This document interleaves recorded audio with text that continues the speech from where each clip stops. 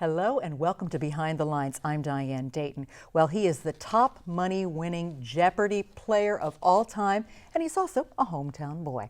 He's Brad Rutter, and he's with us right now. Thanks for being with us. No problem, Diane. It's good to see you. And it's good to have you back home again. Well, thank you. It's always nice to be back. Yeah. Well, Jeopardy, well, this has been a life changer for you, hasn't it? Wow, yeah, to say the least. Yeah. You've won, what, about $3.4 million over the extent of time? Yeah, thereabouts since 2000 when I was first on the show. Well, we lose count, right? Yeah, I know. It doesn't seem like it was that long ago, though. No, but, so if you look at the old tapes and how I look, then it does seem like that long ago. So the very first time was what year, Brad? 2000. It was right, and I'll always remember it was right around the presidential election because I had it on VHS tape when I was on the show, and all the commercials were the 2000 election political commercials. Okay. That's So right. yeah, it was the George W. Bush, Al Gore, somebody wants to ship jobs to Mexico, so, all that stuff. Yeah, But a nice snapshot of history. Yeah, well, it was really exciting for all of us to watch you at that time. What did that feel like when you were on there? And you were going up against Ken Jennings, too. Oh, well, the first time I was on, I was super nervous, and it's actually funny. They always have a couple more people than they can use at every taping session, just in case somebody gets sick or gets too nervous to go on and backs out. So I sort of got lucky the first day I was there because I actually didn't get on the show the first day. And then they brought me back the next day, and I figured I'd probably be on the first show that they taped the next day, and I was. And I just knocked out my 5 shows, which you were limited to back then in the first day. Right. So it really helped me. I mean, I was so nervous the first day, and fortunately I didn't have to play because I don't know, I might have lost. Okay. But it was a lot better having seen everything happen, and it wasn't the first time I was seeing Alex in person or being on the set. It really helped out that I'd been there before. Yeah, there's such an energy on set too, isn't it? Yeah, there really is, and also it's just a job for the crew. And they tape 5 shows a day, twice a week, so they want to keep it moving and get home. And you're there, and you're like, well, okay, I want to do well. But before you know it, they're rolling the tape, and Johnny Gilbert is saying, "This is Jeopardy!" And Alex comes out, and then the next thing you know, it's the first commercial break, and you barely know what happened. Mm-hmm, that's right. What was it like when you beat Ken Jennings? That was a little weird because they were super obsessed about secrecy. This was just when social media was starting up, and people were leaking stuff on the internet. So they actually shot that without an audience. It was just me and Ken and Jerome Verrid and Alex and Johnny and the crew. Oh, and Frank Spangenberg, who was the alternate for it. Okay. So it was kind of surreal, especially because I was ahead far enough in the last final Jeopardy that I didn't have to bet anything. So I was really, the weirdest thing was I just kept doing the math over and over again to make sure. I'm like, wait, no, I think I don't have. And it was a 3-day final too, so you had to deal with the totals from all 3 shows. And I was like, no, yeah, okay, I don't have to bet anything, but it would be the most embarrassing thing ever if I lost because I did the math wrong. Right. I feel good about answering the question. It's just doing the math on Final Jeopardy that bothers me. Right. And then, so I basically had, the entire Final Jeopardy to think like, wow, I just won $2 million and won the biggest Jeopardy tournament of all time. That's pretty cool. Yeah. So indeed, by the time Alex came out with the large novelty check, I was kind of like, oh, hey, okay. Wow. I was sort of used to it by then, but it never, anytime I've been on the show, it never has actually sunk in until it airs, and this one they shot this one about 2 weeks in advance, and B, when the check hits my bank account, it's like, okay, yeah, no, yeah. It actually that actually did happen, yes. Okay, it's real. Well, you've been in several other tournaments since then. Yeah. Give us the rundown on those. Well, okay, so I was originally on in 2000 and won my 5 days, and they retired me, and in those days they'd say, okay, you won 5 games, great job, we'll see you for the Tournament of Champions, and they have the tournament every year, and so I was on the 2001 Tournament of Champions, which was almost exactly a year later. And the weird thing about that was it taped in like September 25th, 2001. So that was right after 9/11, and I was flying from the East Coast to Los Angeles, remember. and it was my mom came with me. And on the plane to LA, it was me and my mom and about 10 other people on the entire plane, it was the greatest flight I've ever taken. I just stretched out across a row of seats and just took a nap the whole way. Private plane. Yeah, I usually can't sleep on airplanes, so it was great. And then I ended up winning that. And after as they were wrapping everything up and I was signing all the paperwork, they were like, "Hey, we're thinking." This was at the time when Who Wants to Be a Millionaire was the biggest show on TV. So Jeopardy was like, "Oh, they're kind of stealing our thunder." Right.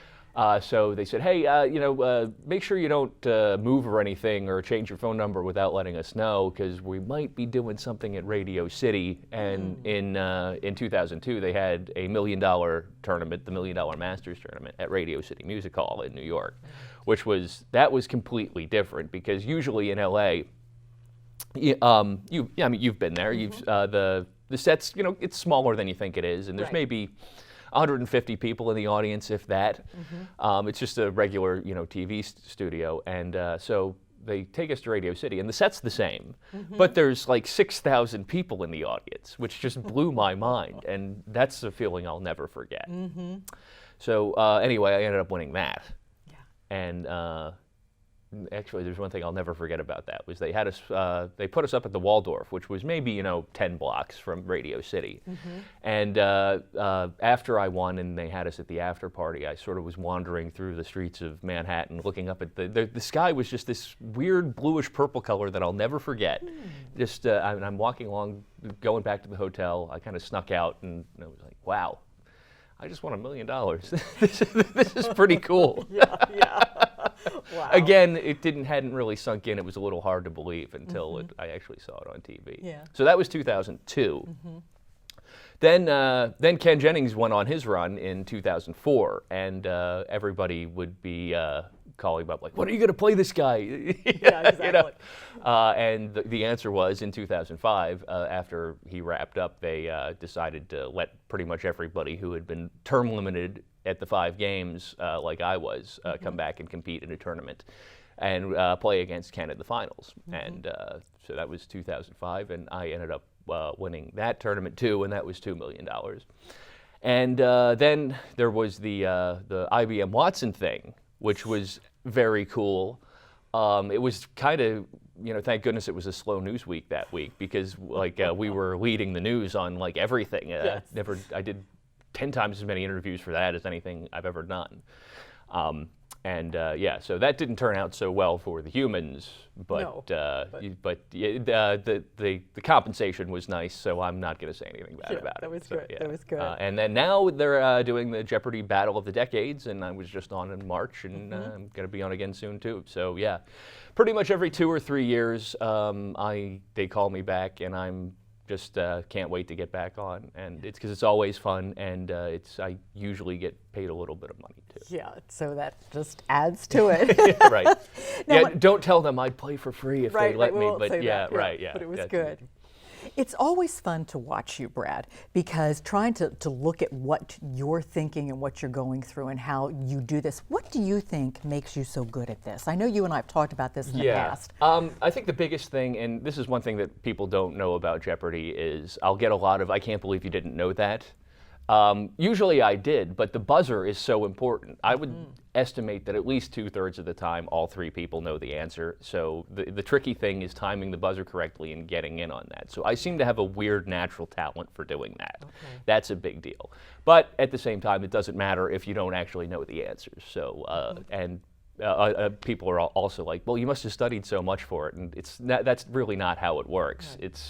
Everybody who does well on Jeopardy sort of has a weird way their brain works, where you'll just absorb information like a sponge and somehow you can recall it. And I think you have to be born with it. There's really no way you can learn it. Although that being said, there are a few things that you can memorize that come up all the time, like Shakespeare, the presidents in order, world capitals, that kind of thing. And I always study that stuff, just mostly for psychological reasons, because I didn't know the capital of Namibia. I really easily could have memorized that, and I lost on that. What am I doing? Well, you told me too, sometimes when you hear stuff or you read stuff, it just sticks there. Yeah. You just retain this. Right. And it's basically, if it just catches my interest a little bit, it'll for some reason it'll just stick. And so, for example, I'll read like a Time or a Newsweek or something like that, and I'll probably come out of it with 5 or 6 little tidbits of information like, oh, I didn't know that, that's interesting. And somehow it stays up there, and a couple of years later it'll pop up on the Jeopardy board and it'll be right there. Yeah, and there it is. And I can't really explain it. I like to watch your strategy as well, because we watch what you bet, and you're here, once again, you're talking about the whole math with this, and there are times we gasp, with what you've done and how close it's been, but it's strategy too. Yeah, and another thing too is that a lot of times the score doesn't really reflect how close the game was.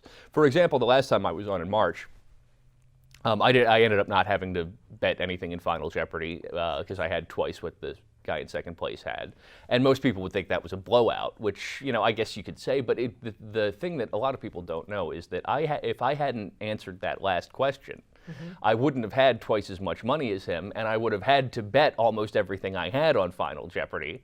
Oh no, he would have, but I would have had to bet something, and he could have got ahead of me. Right. Now, since I didn't have to bet anything, I have to confess I didn't really think too hard about Final Jeopardy, and I did get it wrong. And I'm not going to guarantee that I would have got it right if it had mattered. Right. But there's a good possibility I could have lost if I didn't get that last clue in Final Jeopardy. So even when it seems like a blowout, it's usually pretty close. And that's sort of the genius of the way Merv Griffin set it up when he first invented it. I think it was 50 years ago now. Oh, wow, okay.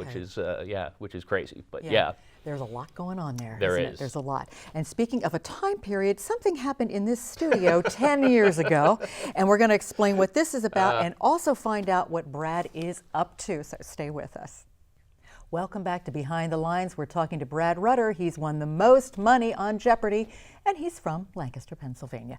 Brad, 10 years ago in this studio here at Blue Ridge, we took over. Yes. And we did your game show called Inquisitive. In fact, this was the billboard. I know, and I'm looking very 2004 right there. There you go. There you go. It really does not seem like that long ago. No. It's amazing how time flies. Well, we had 32 kids in here when we did this tournament.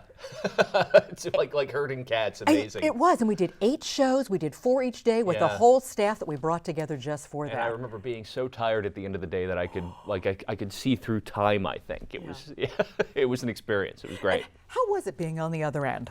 Oh, it was great. I mean, I had a lot of fun. It was, they say, if you find something you love to do, you'll never work a day in your life, and it was something like that. Yeah. So yeah, it was exactly the type of thing I like to do, and sort of what Jeopardy made possible, which was the best thing about it. So yeah, it was great. Yeah.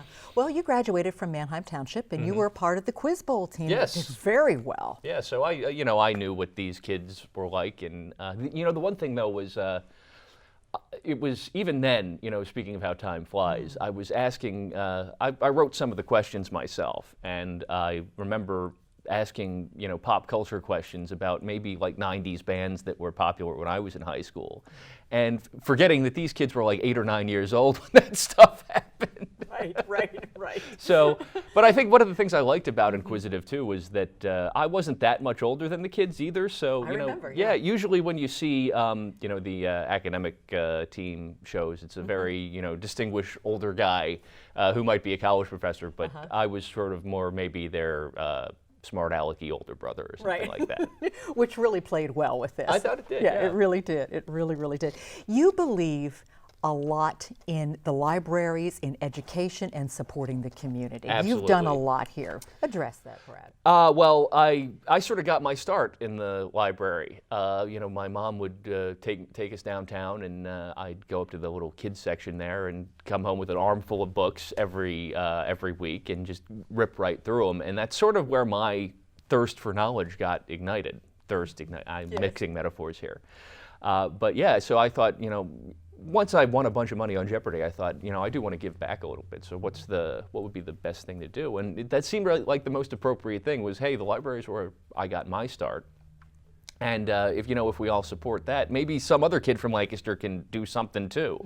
I mean, not necessarily win a bunch of money on a game show, but there's plenty of stuff you could learn when you read books in the library. So, it's a great resource for the whole community. So I'm proud to be associated with it. Right, and you give money and time, and just your support really encourages other other students too, and I Well, thanks. really commend you with that. That's what I'm trying to do. Yeah, I commend you with that. We're going to put a picture of you with Alex on the screen.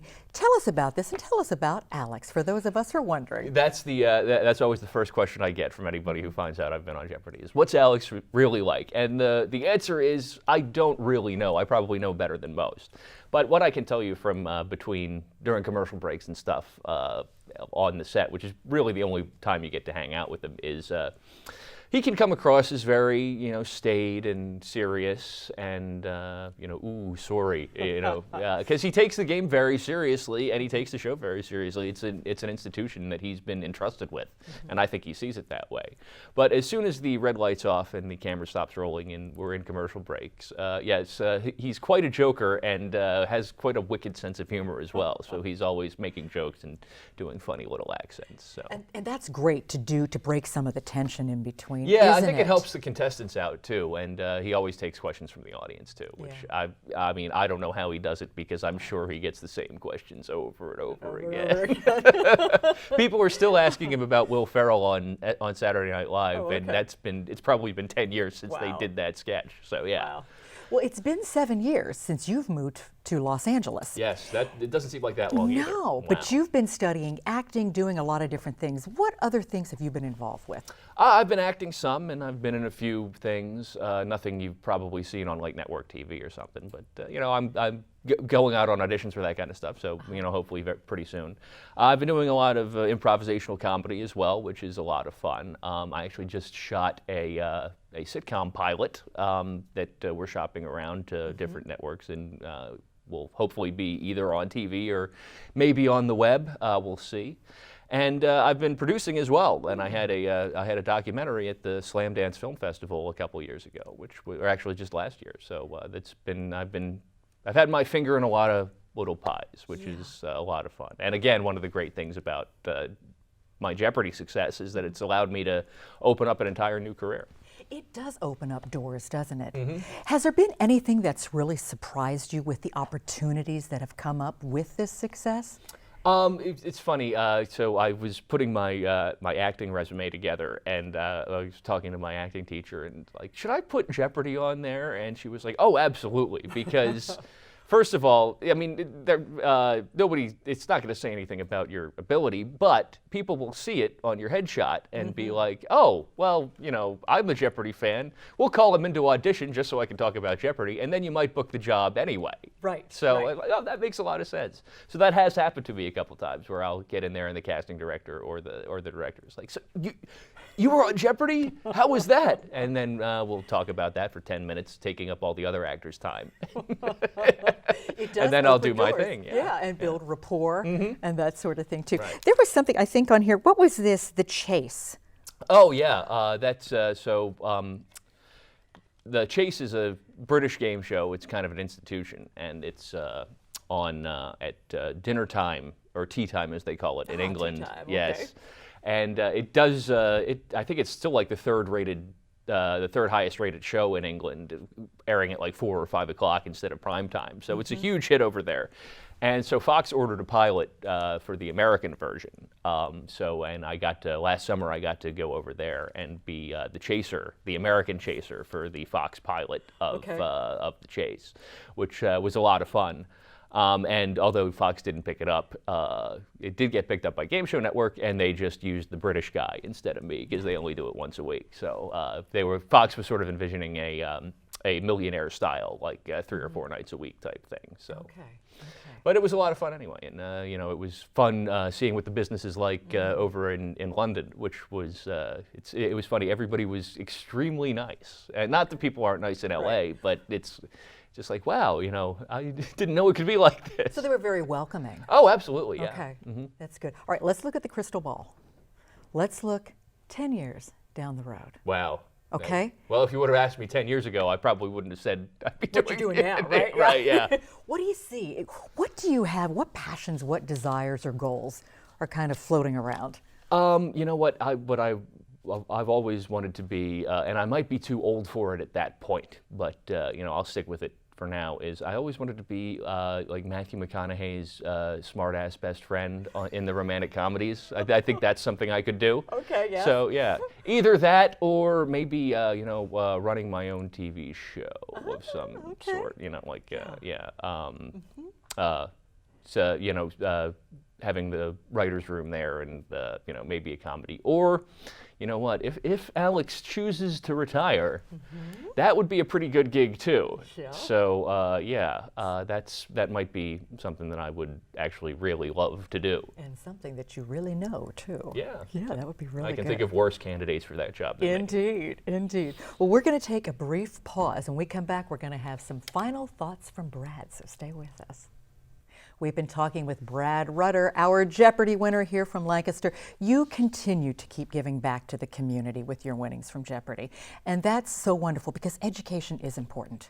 It is, and yeah, if what I'm doing with the libraries can just light the fire under one kid, it'll make it all worth it, you know, and hopefully it'll be more than that, but yeah, that's, like I said, that's where I got my start, and you know, just having all those books around when I was little, it sort of put me on the path to where I am today, and I just want to keep that path open for other kids. And I think you are a prime example of how this really can open up the world to you, and education and opportunities, right? Right, and it doesn't just have to be, you know, the stuff you learn in school, and I think that's important too, is, you know, I've always learned best, and I think one of the reasons all that information sticks in my head is that I've been able to discover a lot of it myself over the years, and that's where, you know, going to the library and checking out books really started it off, was, you know, well, I just see stuff and remember it and think, oh, that's interesting, and somehow I remembered it better if I discovered it myself rather than, not that I didn't learn anything in school, but it's a little drier and a little more, you know, oh, they're telling me to learn this, but yeah, it's more fun when you get to discover it by yourself. When you were inquisitive and Yes. followed it, right? Yeah, very, very well put.